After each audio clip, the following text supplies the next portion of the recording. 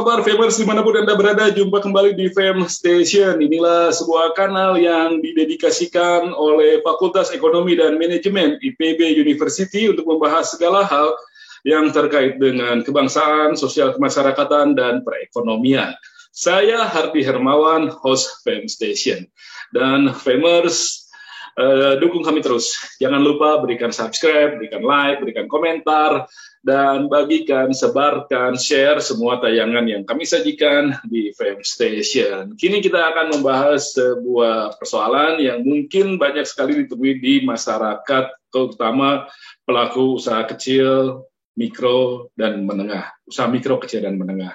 Belakangan ini berbagai jasa dan fasilitas keuangan kemudian ditawarkan untuk mendukung usaha mereka, termasuk yang berbasis syariah. Namun ternyata sampai saat ini pengembangannya ya boleh dibilang tidak terlalu menggembirakan, tidak sepesat pengembangan layanan jasa keuangan yang konvensional. Kita akan membahas tentang problem pengembangan keuangan syariah, dan saya sudah bersama dengan Ibu Ranti Wilarsi, ekonom dari Departemen Ekonomi Syariah Fakultas Ekonomi Manajemen IPB University. Apa kabar Bu Ranti? Kabar baik, Mas. Baik ya. Jadi gimana? Jadi saya pertama koreksi namanya dulu. Nama saya Ranti Wilyasih. Karena nama itu ada artinya, jadi saya nggak mau diucapkan. Siap salah. Ya, Ibu Ranti Wilyasih. Tapi tetap benar ya dari Departemen Ekonomi Syariahnya? Ya, benar. Oke. Jadi gimana ini ekonomi keuangan syariah kita ini? Sudah seperti apa perkembangannya sekarang? Oke. Sebelumnya saya mau nanya, Mas Hardi, kita mau bicara ekonomi syariah atau keuangan syariah? Keuangannya aja dulu. Ekonomi syariah mungkin ya bagian yang lebih besar. Ya, benar. Yang paling banyak melibatkan masyarakat selama ini adalah keuangan syariahnya, kan? Iya, benar. Nah. Artinya kita lebih fokus ke keuangan syariah ya. Yes. Karena gini Mas Hardi, di banyak orang menganggap bahwa ekonomi syariah itu sama dengan keuangan syariah. Padahal masih gitu. Padahal ekonomi itu kan lebih luas ya. Kita bicara produksi, konsumsi, distribusi, itu ekonomi. Tapi kalau bicara keuangan syariah ya finance ya gitu.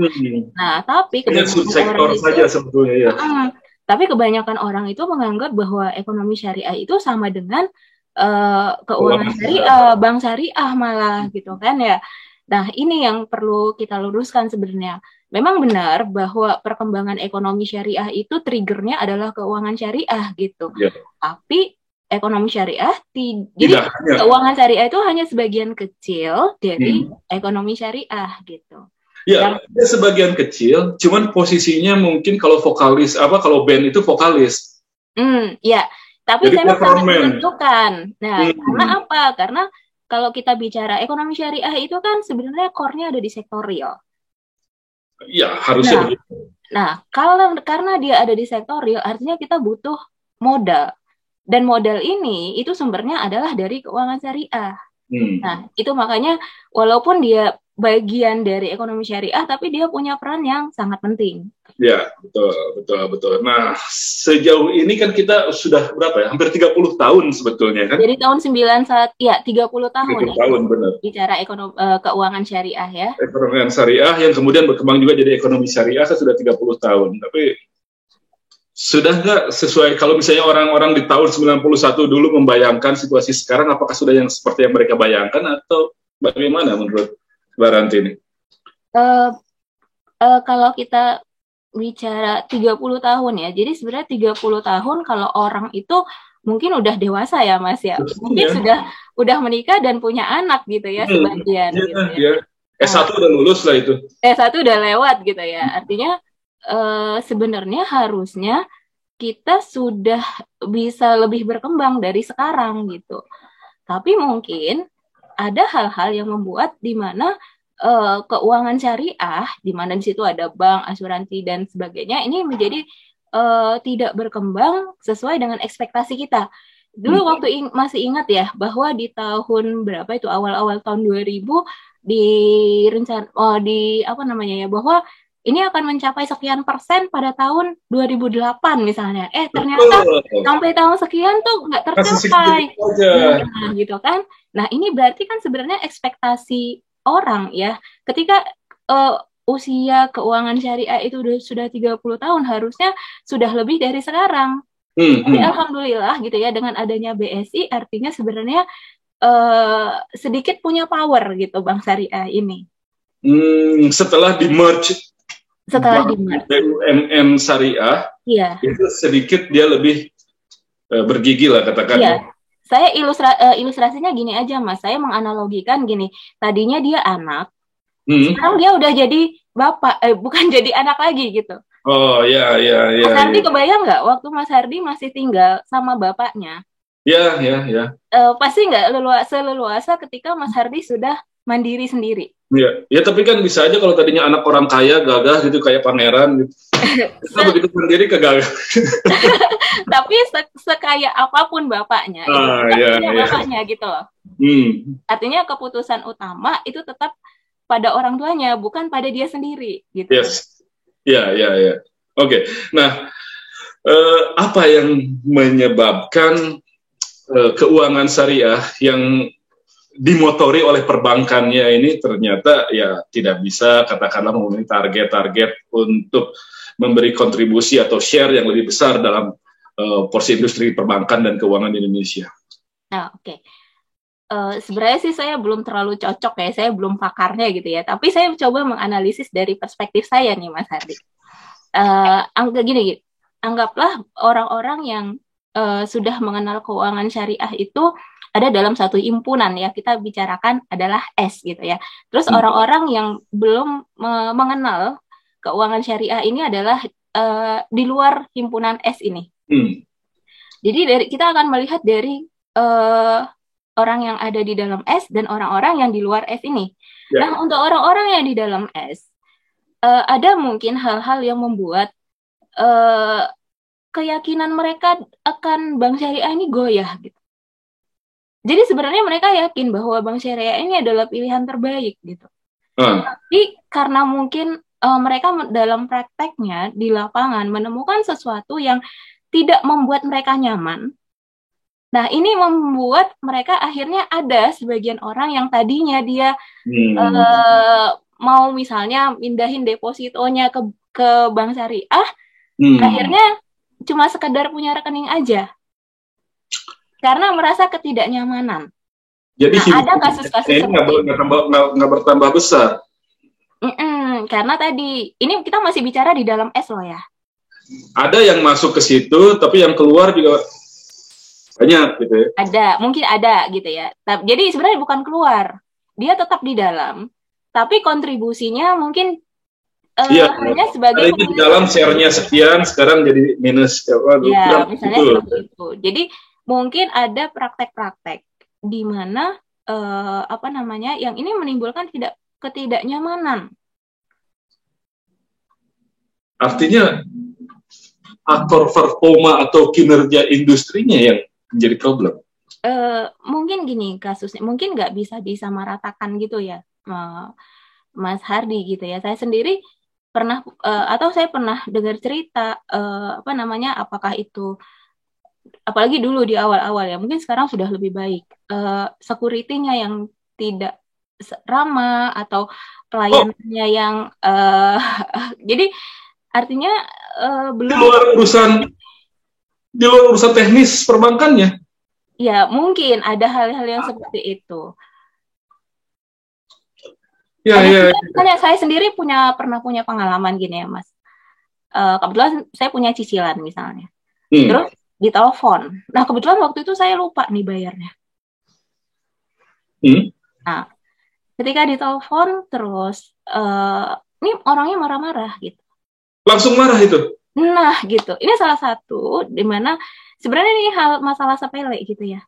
Tetapi ketika hal sepele ini terjadi, itu orang tidak nyaman gitu. Jadi ini yang saya harus nyaman. Kalau industri keuangan ya harus nyaman dong. Nah, ya ini yang saya katakan tadi, bahwa ada praktek-praktek di mana yang membuat orang itu merasa tidak nyaman yang di dalam S ini. Jadi masih urusan yang seperti itu. Kita belum bicara fasilitas, tapi sekarang kalau saya lihat BSI sih sudah alhamdulillah ya. Iya. Kita bicara, katakanlah sekarang kalaupun itu bisa diperbaiki, layanan apanya itu ya, layanan penunjang kan sebetulnya itu. Supporting ya. Ya. Lalu kemudian bahkan PRK-nya udah jadi bagus, GRC-nya udah jadi bagus. Nah, secara bisnisnya itu sendiri, apakah memang itu akan juga menarik bagi orang-orang untuk mau menjadi nasabah? Ya, jadi jujur kalau saya melihat orang selama ini masih melihat bank syariah masih menjual syariahnya gitu. Orang masih tertarik karena ada kata syariahnya gitu. Jadi faktor emosi yang benar. Oke. Tapi ke depan mungkin gini, emosi itu ibaratnya gini Mas. Dalam orang berumah tangga, awalnya mungkin karena emosi. Ini lama-lama rasional. Lama-lama rasional gitu. Ya. Nah, jadi atau makin emosi. Mungkin. Jadi kalau menurut saya emosi itu nggak cukup. Iya, emosinya jadi negatif gitu nanti lama-lama. Ya, tapi secara tata kelola, apakah memang sudah bisa terbedakan antara yang syariah dan yang non syariah? Harusnya bisa dibedakan. Karena bagaimanapun syariah ini tidak sekedar konsep. Ya harusnya itu, betul. Nah, syariah tidak sekedar konsep. Jadi yang jadi masalah adalah ketika syariah itu hanya sekedar konsep. Jadi syariah ini harus benar. Jadi sebenarnya Mas, kalau kita bicara syariah gitu ya, nah nanti ini ada kaitannya ketika saya bahas orang-orang yang ada di luar S ini. Ini saya kalian aja ya. Yang tadi orang-orang yang di dalam S gitu merasa ada ketidaknyamanan gitu ya. Nah, orang yang di luar S ini ada semacam fobia, semacam takut dengan kata syariah ini. Seolah-olah syariah itu sesuatu yang gimana gitu ya. Ada begitu ya? Ada seperti ada takut dan ada ragu juga. Ada ragu gitu. Padahal sebenarnya kalau kita bicara kata syariah itu ini ibaratnya gini. Saya pernah baca bukunya Ibnu Khaldun gitu ya. Jadi Ibnu Khaldun ini mengatakan dalam bukunya ya judulnya Muqaddimah kalau nggak salah. Ibnu Khaldun ini mengatakan bahwa syariah itu tujuannya adalah untuk kebaikan. Bahkan selain Ibnu Khaldun, beberapa ulama juga mengatakan bahwa tujuan syariah ini adalah kebaikan. Jadi saya mengibaratkan gini Mas Hardi, syariah itu kayak lampu merah, rambu lalu lintas lah ya, bukan lampu merah. Yang tujuannya adalah membuat kemaslahatan untuk semua, ketertiban untuk semua. Ya. Jadi sebenarnya syariah itu seperti itu. Ya. Orang lebih takut sama polantasnya. Nah, cuman mungkin orang-orang yang tadi saya katakan tadi, orang di luar itu menganggap bahwa syariah itu sesuatu yang dalam tanda kutip menakutkan, persepsi negatif, sehingga menakutkan karena mungkin ya dia nggak kenal. Yang kedua, dia merasa ragu tidak bisa mengoptimalkan benefit dari sebuah lingkungan. Ada yang seperti itu. Nah, untuk menjawab yang pertama, tentu kan harusnya bisa dijelaskan dengan konsep-konsep yang lebih clear dan kemudian praktek yang lebih terukur. Tapi untuk menjelaskan yang kedua soal optimalisasi keuntungan, bagaimana? Bicara optimalisasi keuntungan, memang kalau baik dulu nasabah, katakanlah kreditor atau debitur gitu. Kreditor anggaplah sebagai seorang deposan gini ya, Mas. Deposan atau dia sebagai peminjam juga. Sebagai peminjam. Jadi kalau dari riset-riset yang pernah saya baca gitu ya, memang skala usaha bank syariah pada waktu itu, saya belum bicara sekarang ya, setelah dia menjadi BSI, tapi pada waktu itu memang skala usahanya tidak bisa dibandingkan dengan bank-bank konvensional yang udah lebih besar gitu. Oke. Jadi Bu Rantini ingin mengatakan bahwa soal optimalisasi keuntungan sudah bukan soal konvensional atau syariah, tapi ini urusan besar dan kecil. Iya, benar. Syariah pun kalau besar, sebesar BCA. Harusnya dia bisa lebih, artinya kalau misalnya sama-sama besar nih kita banding, harusnya bisa lebih efisien. Jadi ini urusan skala. Skala. Jadi harus besar dulu untuk membuktikan itu. Ya, makanya kita lihat nanti mungkin BSI, harapan saya BSI akan lebih baik ke depannya. Oke, tapi sebelumnya juga kita mendengar banyak kegagalan juga, berarti Bang Muamalat katakanlah mungkin itu mengalami tersendatan, ada problem. Sebelumnya juga pernah ada Bank Perserikatan. Nah, ini hal-hal semacam ini kira-kira apa yang bisa dia petik pelajaran dari problem-problem itu? Jadi tadi Mas, sepanjang nilai-nilai syariah itu diimplementasikan, termasuk di dalamnya ada profesionalitas, harusnya itu nggak akan jadi masalah. Jadi ini soal governance, risk management, compliance, soal gitu aja. Iya. Dan sebenarnya standar-standar perbankannya nggak jauh beda, tetap risikonya tetap Basel juga yang dipakai kan? Iya. Oke. Jadi problemnya, tantangannya kalau untuk keuangan syariah yang perbankan, ini adalah bagaimana dia bisa menjalankan tata kelola yang baik, pengelolaan risiko yang baik, lalu kemudian kepatuhan yang bagus, lalu bisa memperbesar skala usahanya hingga kemudian yang lebih efisien dan menawarkan tapi ingin profit dari bank syariah itu tidak bisa diukur hanya dari besaran materi. Bedanya itu ya? Bedanya itu. Kalau Mas Hardi pernah baca tulisannya Tariq El-Diwani, The Problem with Interest, jadi Tariq El-Diwani ini mengaitkan antara bunga itu dengan kerusakan hutan, kalau nggak salah waktu itu.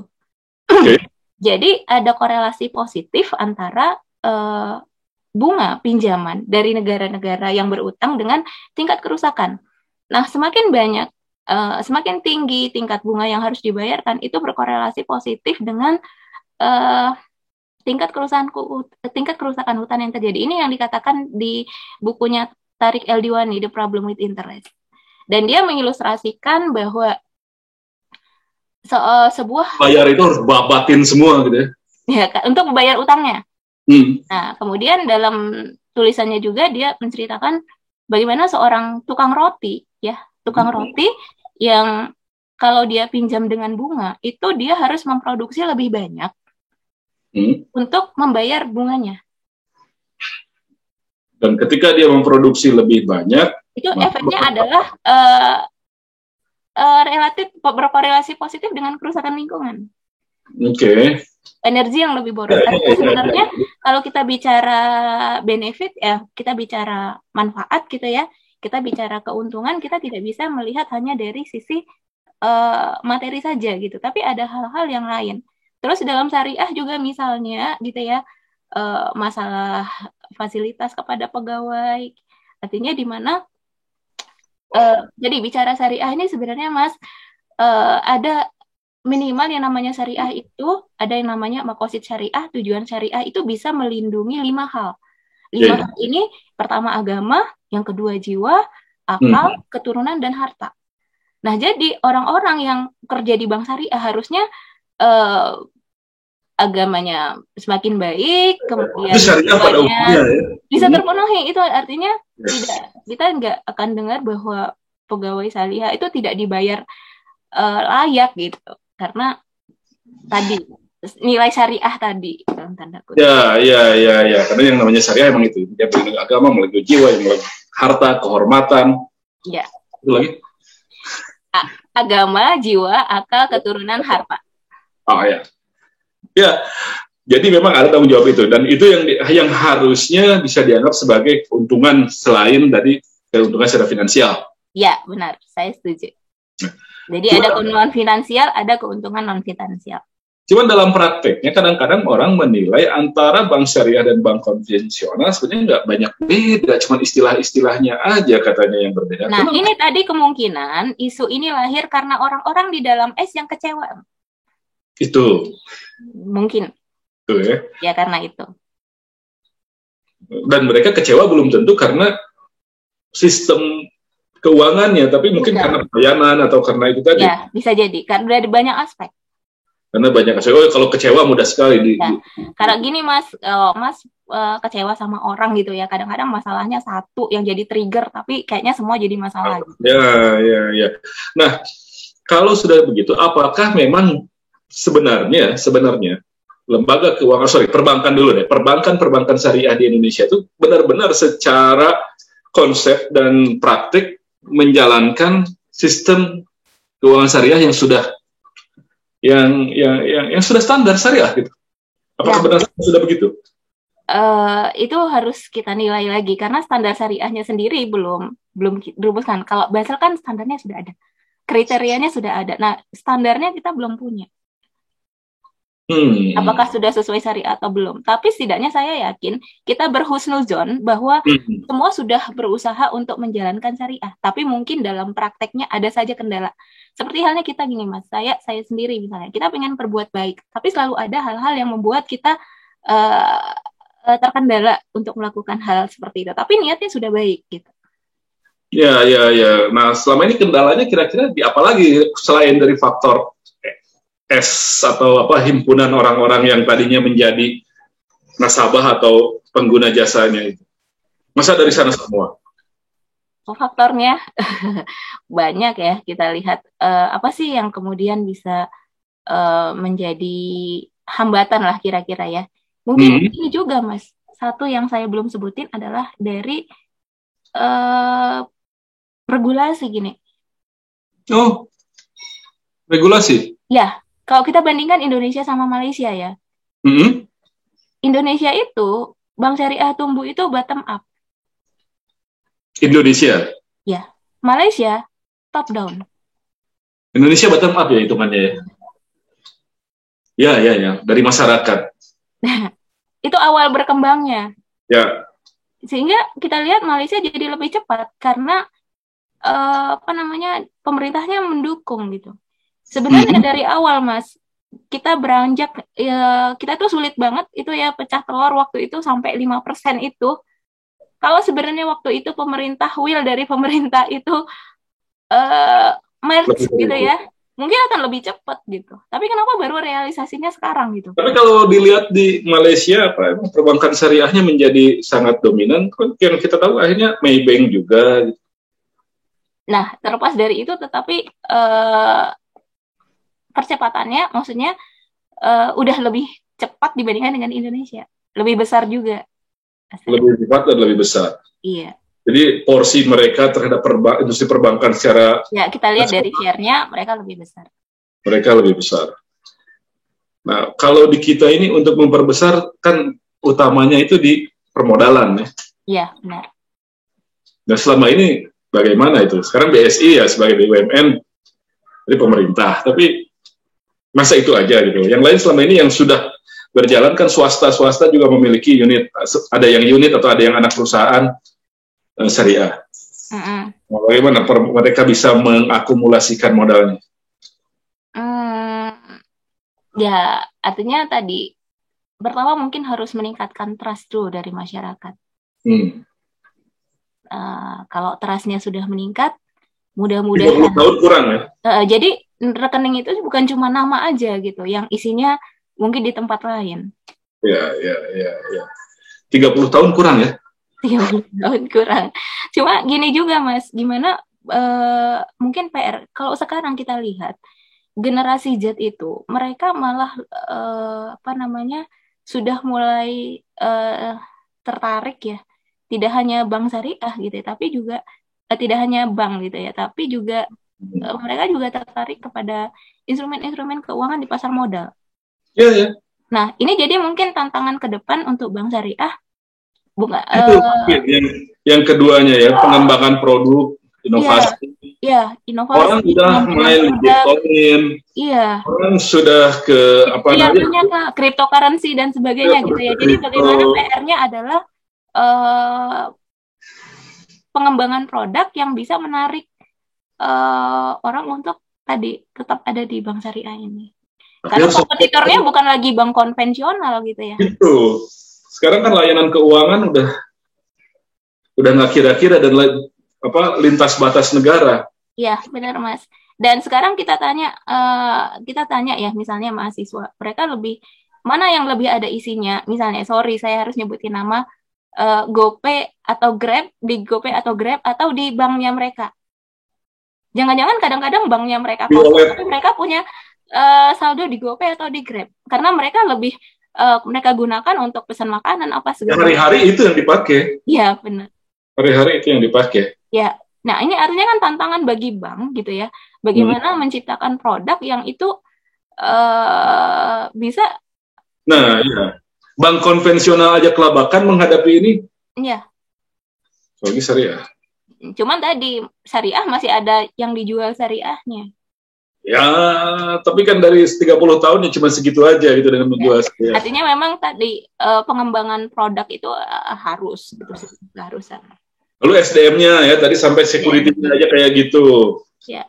Nah, kalau misalnya nanti ke depan misalnya lebih banyak juga SDM-nya yang lebih fresh, mungkin inovasinya akan lebih bagus. Mereka tahu generasi seangkatan mereka tuh pengennya kayak apa gitu. Ya. Infrastruktur juga mungkin harus dibenahin juga ya, regulasinya, ininya apa namanya, pengetatan dalam tata kelola dan lain sebagainya. Karena ya kajian-kajian soal perbankan syariah sebenarnya sudah selengkap apa sih, Bu Ranti? Sebenarnya sudah cukup banyak ya kajian-kajian tentang tentang bank syariah, dari mulai efisiensi dan udah banyak deh Mas, udah sangat banyak menurut saya. Cuman kadang-kadang kajian-kajian ini apa sih saya katakan ya, apakah tidak sampai atau mungkin tidak applicable gitu. Oh ya? Masa sih tidak applicable? Ya, karena terkadang gini, perlu, jadi kajiannya itu tidak hanya teoritis, tapi juga harus yang kita bisa sampai memberikan saran yang sifatnya operasional. Seperti tadi misalnya ketika saya tanya kepada mahasiswa nih, banyakkan mana saldo di banknya atau di tadi yang katakan tadi. Walletnya itu ya? Iya, gitu. Nah, ini seperti ini, hasilnya ternyata ditemukan ini. Terus rekomendasinya apa? Yang lebih operasional. Nah, kadang-kadang miss-nya di situ, Mas. Sehingga risetnya itu bisa bermanfaat. Alasan mahasiswa pasti karena ini lebih sering digunakan. Ya, benar. Banyak diskonnya. Ya, benar. Jadi mereka bisa lebih efisien dan efisien secara waktu karena nggak harus pindah-pindah lagi, dan efisien secara uangnya juga karena banyak diskon. Itu nggak bisa diimbangi oleh perbankan, termasuk perbankan syariah. Nah, harusnya kajian-kajian yang lebih tadi applicable seperti itu yang harus lebih banyak. Ya. Oke, baik, Famers, kita masih membahas mengenai proses pengembangan keuangan syariah, masih bersama dengan Ibu Ranti Wiliasi dari Departemen Ekonomi Syariah, Fakultas Ekonomi dan Manajemen IPB University. Jangan lupa dukung kami terus, subscribe, like, dan berikan komentar di bawah ini tentang apa yang kami bahas. Setelah itu jangan lupa juga bagikan, share semua tayangan yang kami sajikan di FM Station tadi. Kita sudah sampai ke perbankan syariah terus, padahal keuangan kan nggak cuma perbankan. Nah, itu yang lain bagaimana, Bu? Sampai kemudian kan yang untuk yang usaha mikronya ada bank wakaf, lalu ada BNT. Itu seperti apa keberadaannya? Kemarin saya dapat sedikit cerita gitu ya, kebetulan dari mahasiswa gitu ya. Jadi dengan adanya peer-to-peer lending sekarang, itu banyak bank yang tadinya dia nasabah bank wakaf, ini jadi ngambil pembiayaannya nggak di bank wakaf lagi, tapi pindah jadi P2P. Waduh. Karena lebih mudah. Tapi itu pinjol loh, itu bahaya loh kadang-kadang. Nah, kalau kata OJK, pinjol yang berizin OJK lebih tidak seperti pinjol liar gitu. Ya, memang mereka bisa bedain. Kalau seketika susah kok bedainnya. Nah, itu masyarakat yang sering terjebak itu pada mungkin belum bisa membedakan pinjol yang berizin OJK dengan pinjol legal dan ilegal. Nah, artinya gini, tantangan bank syariah itu adalah bagaimana bisa membuat produk pembiayaannya semudah mengakses. Walaupun pada kenyataannya ini pinjol itu banyak kemudian menyesatkan orang, membuat orang. Iya. Nah, tapi tadi kenapa masih ada? Karena mereka mau sesuatu yang cepat, termasuk rentenir. Yes. Dia memberikan pinjaman 1 juta. Ya. Tapi yang diterima sudah tinggal 900.000. Ya. Setelah itu langsung harus ada pembayaran tahap pertama berapa, bunganya Mungkin bukan dari situnya, Mas, tapi dari prosesnya. Kadang-kadang orang butuh sesuatu yang cepat. Iya, iya. Dan kemudahan-kemudahannya gitu. Tapi kan risikonya ya tinggi juga gitu loh kalau mau mengikuti cara begitu. Itu kan orang-orang yang butuh yang cepat tuh artinya dia nggak mikir juga beban sama biaya pinjaman dia itu akan. Ini challenge-nya. Ini adalah saya katakan ini challenge. Ini challenge. Artinya bisa nggak ya gitu. Bank syariah itu semudah gitu. Jadi semudah itu gitu. Nah, itu tadi, kalau bank syariah mungkin dia skalanya agak lebih besar. Tapi kalau bank wakaf mikro terutama itu kan memang untuk mendekati kalangan-kalangan di komunitasnya sendiri. Yang harusnya bisa semudah itu, secepat itu. Nah, tantangannya kok bisa susah, kenapa? Karena itu kan ketetanggaan mereka biasanya. Ya, tadi mungkin karena prosedur dari saya sendiri belum pernah menggunakan jasa bank mikro ya, bank wakaf mikro. Tapi mungkin di prosedurnya sehingga atau di kemudahannya gitu sehingga kenapa kemudian pindah gitu jadi P2P gitu. Yang jelas dalam hal ini faktor rate nggak jadi signifikan ya. Nggak jadi signifikan karena kemudahan tadi, karena kemudahan. Oh. Nah, saya juga sering jalan tuh ke pasar-pasar dan mereka masih pasar-pasar itu kan ada kadang-kadang di emperan itu masih ada pedagang-pedagang yang dia cuma lapak di gelaran gitu ya. Nah itu mereka juga masih dapat uang dari rentenir gitu. Dan saya pernah nanya kenapa misalnya masih pakai rentenir ya karena itu rentenir offline ya. Rentenir offline dan di pasar masih banyak hal yang seperti itu. Iya. Katanya mudah, nggak harus pakai syarat apa-apa. Ada koperasi simpan pinjam segala macam gitu kan. Itu juga masih banyak. Masih banyak. Tadinya kita mau bank wakaf mikro, lembaga-lembaga Baitul Mal Tamwir gitu untuk mengatasi yang seperti itu kan kita bentuk tuh. Iya. Nah itu masih ada, lalu kemudian sudah muncul lagi yang online. Iya, benar. Jadi tantangannya dengan teknologi ini sebenarnya semakin kompleks. Sementara kita kan nggak tahu yang peer-to-peer atau pinjol itu seperti apa pengelolaan mereka. Kantornya di mana aja kita nggak tahu. Nah, saya pernah dapat bocoran. Itu yang punya pinjol itu bisa jadi orang dari luar Indonesia. Nah, makanya itu. Karena ketika misalnya nih dari mereka nagih gitu ya, kan ditelepon. Nah, itu direkam. Dan itu rekaman itu ditranslate ke bahasa Inggris. Pernah ada yang melakukan seperti itu. Jadi sebenarnya jawaban dari sana bahasa Inggris, translate otomatis jadi bahasa Indonesia lagi gitu. Iya. Enggak lah. Mungkin tapi translate misalnya saya terkena pinjol nih, terus saya belum bayar, terus ditagih kan, ditelepon. Nah, ketika pegawai pinjol itu nelfon, itu sebenarnya kita direkam. Dan rekaman itu kemudian yang ditranslate. Artinya kan sebenarnya mungkin pemiliknya bukan orang Indonesia. Iya. Jadi yang di sini itu kan hanya ya kantor seadanya aja kan. Iya.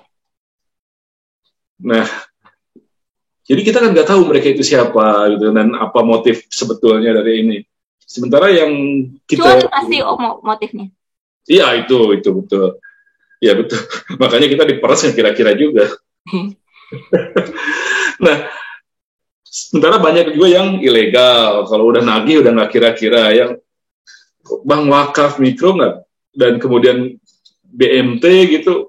Sejauh ini apakah sudah terlihat punya strategi menghadapi situasi yang sudah berubah, digitalisasi semacam ini gitu, untuk bisa membuat mereka memang relevan dalam industri keuangan dan membuat ekonomi syariah juga, keuangan syariah, kemudian ekonomi syariah relevan dalam sistem perekonomian Indonesia? Artinya sebenarnya ketika BMT itu mau tadi yang tadinya dia offline menjadi online, itu kan butuh infrastruktur yang tidak murah. Ya. Mungkin ini salah satu masalah kenapa kemudian belum berubah menjadi BMT online. Saya pikir salah satu masalahnya adalah membangun infrastruktur untuk online. Dan memang masih banyak juga memang orang-orang yang membutuhkan yang offline gitu. Contohnya tadi si rentenir itu lebih offline masih laku gitu. Tapi mereka masalahnya tadi apa kan itu tinggal nunggu waktu, semua orang sudah pegang handphone kok sekarang. Tinggal tunggu waktu. Cuman satu hal ya yang menarik ya ketika gini, saya masih bicara offline loh ya. Si BMT ini ya misalnya pagi nih Mas, pagi Bukalapak misalnya jam 6 gitu ya. Nah, sebelum jam 6 yang si pedagang ini masih harus cari modal. Nah, itu dengan saat itu juga si rentenir bisa menyediakan uangnya. Sepagi itu ya? Sepagi itu. Dan ada juga yang misalnya diambilnya sore. Woi, sangat fleksibel. Fleksibel banget. Yang online juga bisa, apalagi tinggal tek. Iya, online juga harusnya bisa.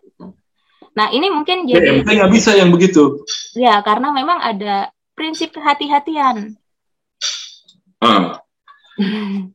Ya, prinsip kehati-hatian kan bisa diringkas prosesnya dengan pendataan yang kuat segala macam. Toh itu di lingkungan mereka sendiri gitu. Biasanya kan begitu. Kalau misalnya kita lihat yang rentenir offline pun, dia bukan orang jauh, pasti dekat. Dia tahu kemana harus ngambilnya, kemana ini. Jadi sudah bisa. Itu jadi masalah. Bisa nggak misalnya lokasi jualan itu bisa jadi jaminan? Tapi kan nggak bisa kalau kaki lima. Tapi walaupun sebenarnya orang, kita bilang contoh gini, saya contohkan tukang nasi goreng yang sudah kayaknya tiap hari mangkal di situ.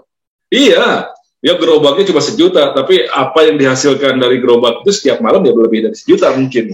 Ya, tapi kan artinya dia sudah mangkal di situ lebih dari, katakanlah kalau sudah lebih dari 1 tahun, artinya kita yakin bahwa dia akan tetap di situ, misalnya seperti itu. Ya, dan ada nilainya juga dia gitu loh. Ketika orang mau ke situ harus bayar itu. Nah, ini mungkin jadi tantangan ya, bagaimanapun artinya sebenarnya tadi kecepatan. Tapi gini deh, kalau misalnya yang menjadi masalah itu adalah aspek formalitasnya, aspek formalitas. Adakah jasa keuangan syariah yang bersifat informal? Kalau begitu yang bisa lebih cepat memenuhi. Jadi seperti rentenir itu tidak punya badan hukum segala macam, tapi dia menjalankannya dengan syariah dan terasa efektivitasnya buat orang-orang sekeliling. Pembiayaan syariah, tapi pembiayaan syariah selama ini masih lebih kepada ini ya, kendaraan ya. Tapi sebenarnya dia juga untuk membiayai UMKM. Dan dia kebetulan kemarin juga sedang ada TOT dari OJK dan pembicaranya praktisi dari pembiayaan syariah. Dan mereka mengatakan bahwa kelebihan pembiayaan syariah dibanding bank ini adalah kecepatan. Dan banyak orang yang tidak peduli dengan masalah harga sepanjang itu cepat. Tapi kalau pembiayaan ya enak sih, berikan BPKB gitu.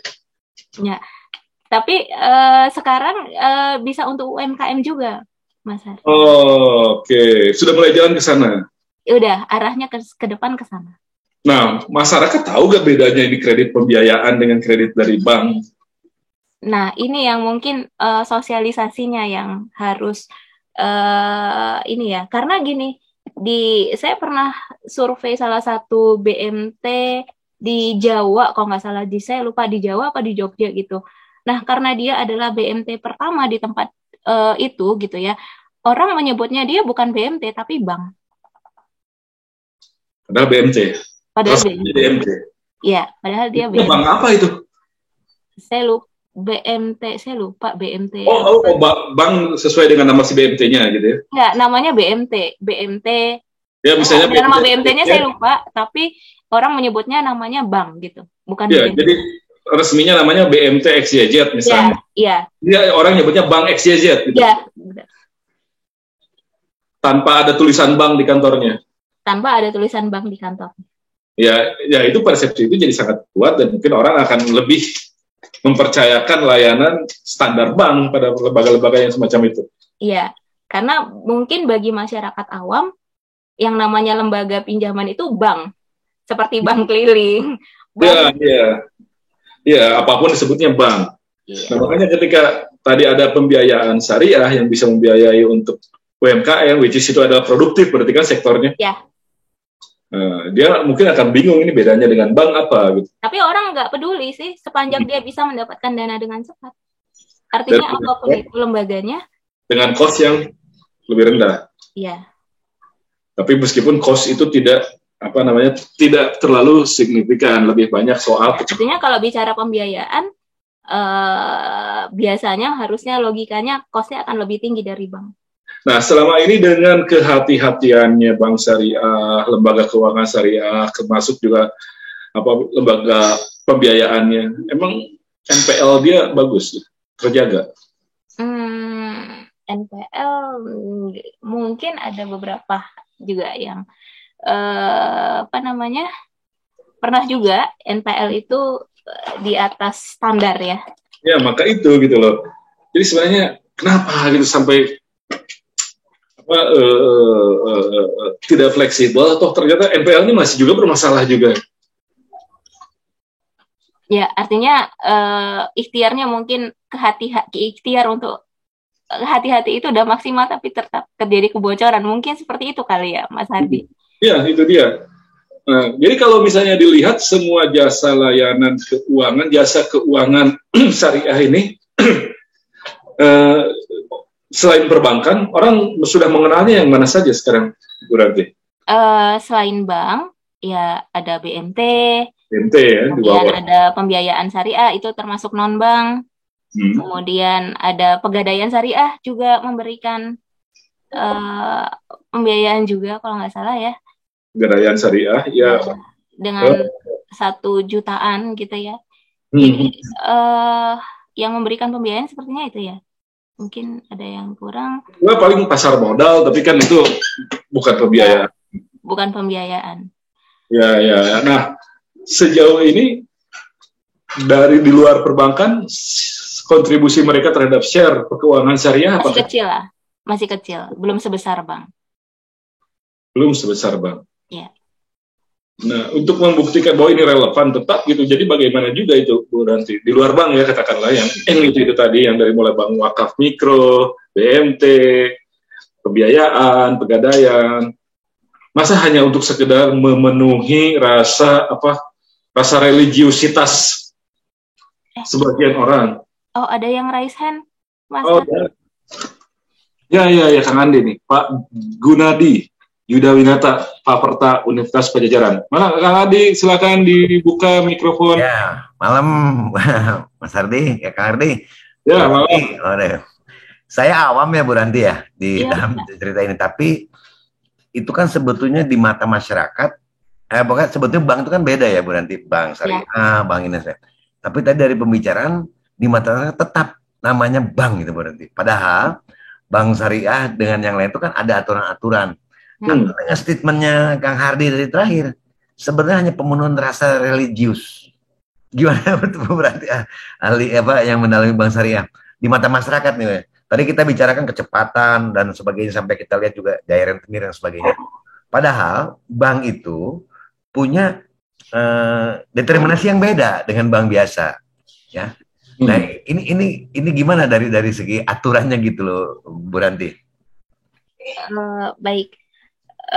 Saya langsung jawab, Mas Hardi. Iya, bangga. Ya, jadi memang gini Pak, harusnya memang ada nilai-nilai tadi saya katakan, mungkin kalau Bapak bergabung di awal saya katakan tadi, kenapa sampai muncul misalnya bank syariah sama aja dengan konvensional? Mungkin karena karena pengetahuan yang kurang memadai. Yang kedua mungkin karena ada faktor kekecewaan gitu Pak, pernah kecewa dengan layanan yang kemudian mengatakan, atau yang ketiga tidak menemukan kelebihan sehingga mengatakan bahwa bank syariah ini ya sama aja kayak bank konvensional gitu. Artinya sebenarnya mereka mencari value yang membedakan antara bank syariah dengan bank konvensional. Tapi sebenarnya ada nggak sih? Saya ceritakan tadi Mas, ketika saya cerita tentang tulisannya BMT. Ya, enggak, katakanlah itu kita ini dulu. Ini secara ininya dulu aja. Secara finansial, ada potensi nggak secara keuangan? Ada potensi nggak dia punya tawaran yang lebih menarik gitu? Kalau setidaknya salah satu yang saya lihat gini ya, bank syariah itu tidak menyalurkan ke sektor-sektor yang haram misalnya. Betul. Ya, artinya untuk misalnya untuk minuman keras, untuk prostitusi. Nah, ini usaha-usaha ini tidak dibiayai oleh bank syariah. Artinya efeknya ke masyarakat tentunya akan lebih baik gitu ya, salah satunya. Tapi kalau dari segi dari segi finansial, kalau Mas Hardi menuntut dari segi finansial gitu ya, kan kita dengan adanya BSI sekarang harusnya mungkin bisa akan lebih baik. Ya. Kalau dia skalanya udah besar itu tadi skalanya sudah lebih besar dan sudah bisa mengambil keputusan sendiri. Kalau yang tadinya kan masih anak bukan induk. Nah sekarang sudah bisa ngambil keputusan sendiri, harusnya ini menjadi tantangan. Jadi paling enggak Pak Andi, uang yang disimpan di bank dan Anda terima dari bank itu, ya sudah lebih terjamin lah kehalalannya. Nah inilah yang menurut saya nggak bisa diukur dengan cuman... Tapi Pak Andi ngerti nggak sistem bagi hasilnya gimana? Saya pernah dengar tapi saya nggak jadi. Itu coba Bu Ranti bisa nggak jelasin bedanya tuh apa sih kalau kalau bank konvensional kan selisih dari pendapatan yang disimpan dengan yang ditalurkan oleh bank. Nah bank dapat dari situ, dapat dari bagian dari yang bank olah gitu. Nah kalau bagi hasil bedanya di mana sebenarnya dengan sistem ini? Kalau bagi hasil, saya izin menjelaskan ya. Kalau bagi hasil sebenarnya kita uang kita dikelola gitu ya, nanti keuntungan dari bank itu yang dibagi secara proporsional dari kepemilikan uang kita relatif terhadap modal bank. Jadi kita nggak tahu dong kira-kira bakal berapa, ini kan belum tahu ketika kita masukkan uang. Tahu, makanya nggak bisa dijanjikan di awal. Nggak bisa dibilang di awal bakal dapat berapa persen gitu nggak? Iya benar. Bahkan bisa berkurang. Makanya yang dijanjikan adalah nisbahnya. Nisbahnya itu rasio dari keuntungan, tapi bukan persentase dari modal, tapi persentase dari keuntungan. Bisa rugi juga ya Bu Ranti? Bisa rugi. Nah sebenarnya di gini Mas, di kita itu ada semacam mispersepsi saya katakan bahwa kalau nabung itu pasti beranak. Iya, benar kan? Padahal yang namanya gini, kalau kita belajar investasi high risk high return, artinya kalau mau return yang tinggi, kita harusnya investasi bukan nabung. Tabungan itu kan artinya sebenarnya kita menitipkan uang kita ke bank supaya lebih aman. Oke. Ya kan? Ya. Nah, jadi kalau konsep bank syariah sebenarnya dia kalau dananya ini adalah tabungan yang dititipkan, dia harusnya tidak tidak mengharapkan tadi bisa tumbuh cepat gitu ya. Tapi kalau akadnya adalah investasi, ya mungkin dia akan dapat bagi hasil. Tapi investasi bisa untung bisa rugi, harus siap dengan betul. Nah, ini banyak orang yang nggak siap dengan seperti ini, Mas. Betul. Rata nisbahnya berapa yang ditawarkan sekarang? Rasio biasanya equivalent rate-nya hampir sama, hampir more or less hampir sama ya dengan bank konvensional. Oh gitu. Ya. Ada kasus nih berhenti, jadi ada bengkel motor main di situ. Nah salah satu konsumennya itu pemilik BPR syariah, kira-kira gitu. Pak ini katanya lumayan nih pinjam nih katanya, tapi ini syariah katanya. Sebenarnya syariah beda. Sekali waktu ada masalah, ramai lah nggak bisa bayar. Terus saya hitungannya. Wah ini sih bukan syariah, rentenir aja. Ya. Dari dalihnya dia investasi Bu Ranti tadi ya, bagi hasil dari keuntungan. Ternyata dia ada jaminan juga, ternyata dihitung-hitung lebih gede dari rentenir. BPR syariah. Jadi bukan mau menginginkan syariah, tapi banyak pelaku-pelaku di masyarakat menggunakan tadi menjual simbol-simbol religius. Padahal tadi satu, bank syariah nggak mungkin membiayai hal-hal yang sifatnya haram. Satu. Kedua, tidak membebani seperti bank mencekik dengan bunga investasi, tapi dalam prakteknya masih begitu. Nah sebetulnya secara kontrol ini sehari ini sudah kuat belum berarti untuk sampai tidak terjadi semacam itu dalam pelaksanaannya gitu? Iya, jadi gini, Saya agak sulit untuk menjelaskan ya Pak, tapi kalau saya sih memang gitu ya, kebetulan orang dekat saya itu pernah juga melakukan pembiayaan gitu ya. Memang akadnya ini adalah bagi hasilnya kan di kita itu bukan profit sharing, tapi revenue. Oh, revenue ya? Revenue. Nah ini agak sedikit berbeda ketika yang dibagi itu adalah profit dengan revenue. Iya lah, jauh lah. Gitu. Jadi mungkin salah satunya karena itu Pak, yang dibagi adalah revenue. Oke. Jadi kemudian jadi bebannya jadi besar sekali akhirnya. Iya. Tapi kalau harusnya ya mungkin bukan bicara harusnya ya, tadi mungkin akan terpulang kembali pada skala ekonomi dari ya. Apalagi itu BPR ya. Apalagi itu BPR, Pak. Jadi pasti dia akan berharap ini lebih tinggi, dan ketika betok begitu dengan konsepnya berbasiskan revenue, ya nilai tagihannya juga bisa. Nah, tapi tidak semua. Biasanya pembiayaan juga kalau di BPR itu masih pakai murabaha Pak akadnya. Karena murabaha ini paling mudah digunakan. Jadi murabaha itu adalah kita belikan dulu gitu ya. Margin, ya. Jadi kayak misalnya saya pinjam uang gitu ya, terus saya dikasih uang nih, sebenarnya harusnya saya kan dikasih barang. Misalnya saya mau beli mesin fotokopi gitu. Tapi karena keterbatasan mereka, akhirnya ya udah nih Bu Ranti, ini uangnya untuk beli mesin fotokopi, ada akad tambahan diwakilkan, yaitu akad wakalah di mana bank mewakilkan kepada saya untuk membeli mesin fotokopi.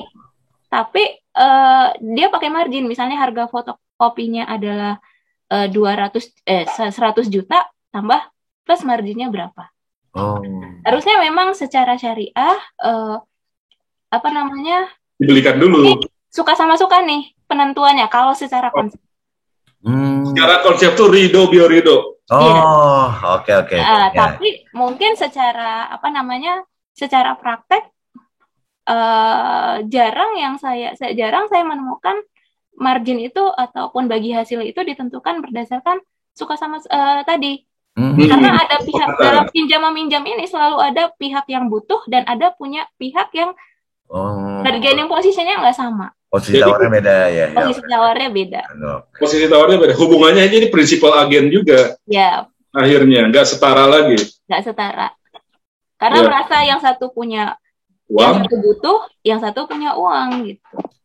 Harusnya memang yang harus ini adalah bagaimana kemudian bank syariah itu bisa melakukan transaksi yang tadi saya katakan itu tantangan juga.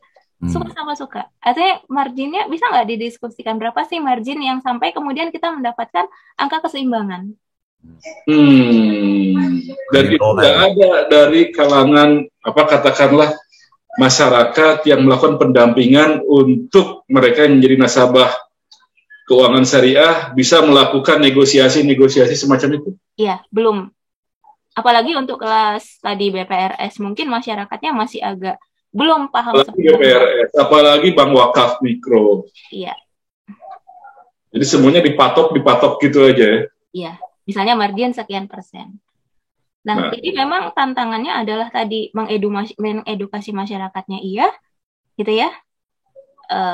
Kemudian ya ada kontrol juga gitu ya, sehingga tadi yang syariah tadi yang suka sama suka ini jadi gitu ya, jadi hubungan antara bank dengan nasabah di bank syariah itu jadi kayak mitra aja gitu. Mestinya begitu kan konsep awalnya. Idealnya. Kesepakatan ya berarti ya. Jadi karena memang ada dalilnya dalam Al-Quran Pak. Transaksi itu harus suka sama suka gitu ya. Ini di luar ini ya Bang ya. Ini kasus ini. Udah saya mengikuti kasus TPU Cikadut yang kasus COVID. Jadi itu kan viral. Kebetulan saya juga yang pelapornya sebetulnya. Jadi merasa diperas berarti oleh pemilik TPU yang untuk COVID itu. Nah, terus rame viral ini polisi bikin statement. Bukan pemerasan ini. Ini kesepakatan kan. Ridho lagi ya. Kesepakatan padahal. Iya, penggunaan kayak gitu betul. Kesepakatan tapi situasinya dibuat tidak sepakat situasinya.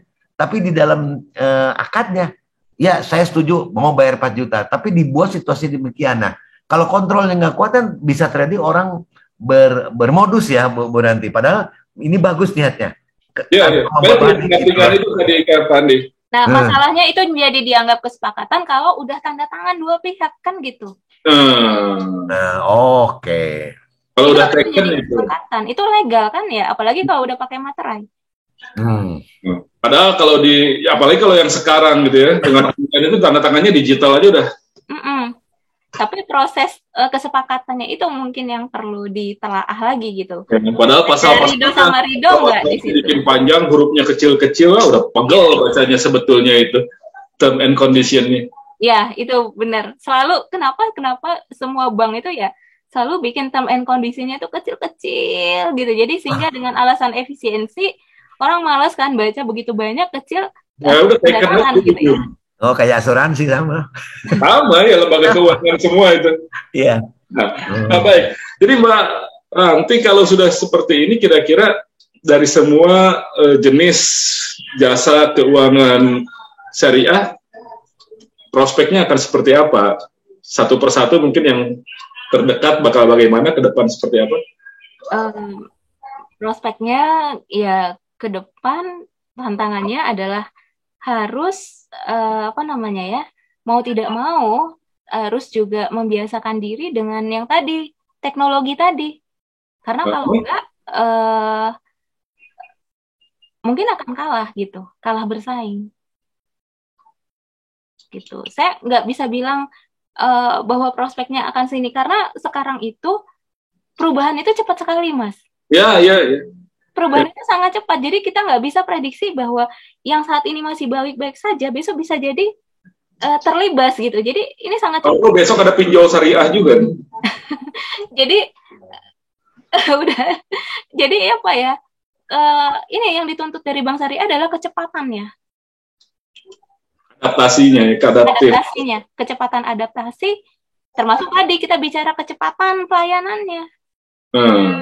Dan juga tadi coba dikembali ke dibangun yang memang benar-benar syariah gitu ya. Ya. Suka sama suka. Sudah ada Bank Syariah Indonesia yang punya size cukup besar, itu mestinya bisa menjadi. Harapan saya akan ke depan akan carrier lah dia ya. Ya. Termasuk kontrol dan jaminan ya Kang Hardi ya kayaknya. Jadi buat masyarakat kan sama ya. Buat masyarakat itu kan. Kalau jaminan kan sudah ada lembaga LPS ya Pak ya. Itu terkait juga sama ya, itu idenya perlakuannya kalau jaminan dengan yang konvensional. Kang Aju tuh. Ya. Tapi yang jelas sekarang udah ada Bank Syariah Indonesia, BSI, BUMN yang berbasis syariah. Nah, mestinya dia menjadi flag carrier untuk menentukan ini akan seberapa prospektif keuangan syariah di Indonesia. Pertaruhan ada di mereka. Benar. Kalau tantangannya ada. Gitu. Kalau mereka bermasalah, waduh, dampaknya nggak cuma. Mudah-mudahan kita mendoakan, karena doa itu menjadi sesuatu yang. Itu berarti. Ya, karena memang Pak, salah satu syariah ini adalah ya tadi bahwa ada kata syariah gitu, jadi beban moralnya itu menjadi lebih berat. Bebannya moralnya lebih berat. Karena bukan hanya kepada manusia ya, tapi ya ke atas. Ya, tidak hanya horizontal tapi juga vertikal gitu. Ya. Jadi kata syariah ini berat gitu. Jadi yang sekarang Bank Syariah Indonesia BSI setelah sebelumnya harapan kan ke Bank Muamalat, sebetulnya masyarakat syariah Indonesia itu harapan sebenarnya ke Bank Muamalat, tapi ya seperti itu udah sekarang Bank Syariah Indonesia. Jadi ya ada di andalah harapan itu kita tempatkan gitu kepada Bank Syariah Indonesia. Dia tidak hanya akan membawa nama Bank Syariah Indonesia belaka, tapi juga akan membawa bendera keuangan syariah di Indonesia, ekonomi syariah di Indonesia, dan syariahnya itu sendiri. Berat, luar biasa. Ya mudah-mudahan bisa lah untuk. Mudah-mudahan. Katanya kalau tidak ada yang tidak bisa. Tidak ada yang tidak bisa. Apalagi kalau ada Allah itu ridho gitu ya. Oh ya, amin, barokah kalau itu. Jadi yang jelas sekarang skala sudah besar, teknologi, insya Allah mereka juga punya pengalaman selama ini melakukan bisnis di industri keuangan sudah cukup lama. Ya mestinya mereka bisa berbicara lebih banyak dan bisa mengatasi perkembangan zaman, termasuk digitalisasi ya. Iya, benar Pak. Termasuk digitalisasi. Kalau untuk regulator dan otoritas kira-kira apa yang perlu dilakukan Bu Ranti? Kalau untuk regulator ya, kalau pemerintah ya, jadi kalau misalnya BI, OJK. Ya, kalau misalnya ini saya bicara pemerintah nih. Pemerintah kalau mau memperbesar bank syariah, uang dari kementerian masukin aja ke bank syariah. Gede itu nanti asetnya. Minimal Kementerian Agama gitu udah banyak. Iya, benar. Ini salah satu yang tadi saya katakan keberpihakan ya. Dari sekian tahun itu dana haji itu masih di bank konvensional. Sekarang ya, gitu kan. Ini kan kita bicara keberpihakan loh ya. Jadi sebagian dana haji udah alihkanlah sedikit-sedikit supaya nggak bikin shock juga di sana. Iya, gitu kan. Nah, ini bisa mempercepat perkembangan bank syariah gitu. Kalau misalnya ada bank lain yang mau dikonversi lagi, alhamdulillah gitu kan. Lebih cepat lagi. Jadi nanti semakin banyak ya tawaran bank syariah, akhirnya masyarakat mungkin akan lebih terbiasa dengan bank syariah. Apalagi kalau banknya tidak hanya sekedar embel-embel syariah, tapi benar-benar syariah. Ini luar biasa.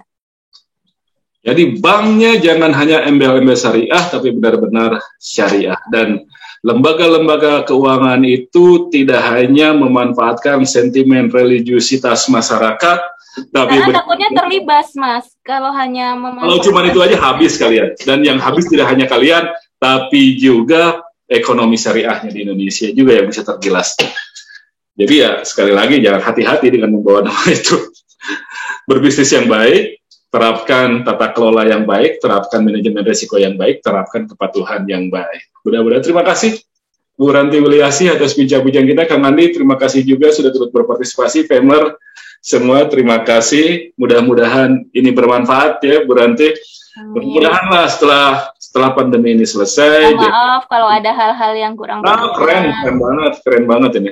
Keren banget. Dan Femers ya, jangan lupa kasih komentar di bawah, lalu kemudian juga like, subscribe, bagikan ke semuanya. Sekali lagi terima kasih. Saya Hardi Hermawan pamit. Sampai jumpa.